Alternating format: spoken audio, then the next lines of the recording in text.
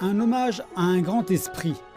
Des artistes vêtus de costumes traditionnels chinois se sont produits lors d'une cérémonie qui marque le 2571e anniversaire de Confucius, agrémentée de performances musicales et de danse qui utilisent des instruments anciens et accomplissent des rites.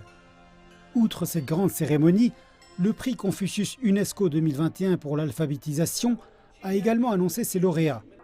Institué en 2005, ce prix récompense les efforts déployés par des particuliers, des gouvernements et des ONG pour augmenter le taux d'alphabétisation.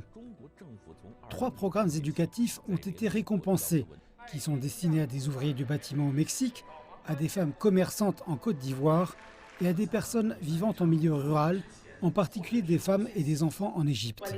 Pendant la pandémie de Covid, ces programmes ont continué à aider les gens à apprendre à lire et à écrire grâce à des technologies accessibles, reflétant ainsi l'opinion de Confucius selon laquelle, en matière d'éducation, il ne devrait y avoir aucune distinction de classe.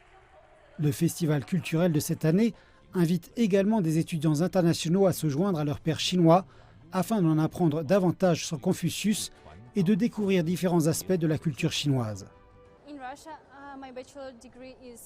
En Russie, j'ai un diplôme d'enseignement, donc Confucius est tout d'abord pour moi un enseignant et je le connais de toute son œuvre éducative.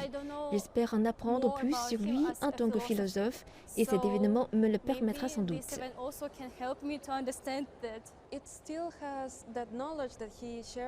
Le savoir qu'il a partagé avec nous il y a très longtemps conserve toujours une utilité dans notre société.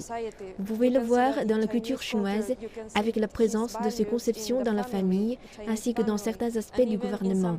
À présent, c'est le moment parfait parce qu'il intéresse non seulement les étudiants chinois mais aussi ceux des autres pays. Donc nous pouvons partager ensemble des expériences. L'héritage de Confucius ne s'est pas affadi à l'époque moderne, ce qui montre qu'en Chine, ce qui était chéri par le passé l'est toujours aujourd'hui.